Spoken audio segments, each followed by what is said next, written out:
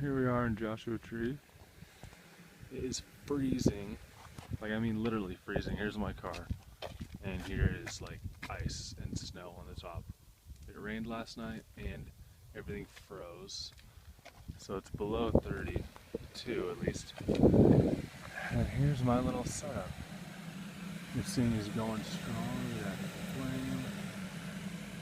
Thank you, Vicki. There's the coffee that's about to go into it. A little French press. So that is it. The back of my car making coffee. There's the campsite. Beautiful, incredible. Here's the skies. Got up early and watched the sunrise. All those were yellows and pinks and purples. It was incredible. So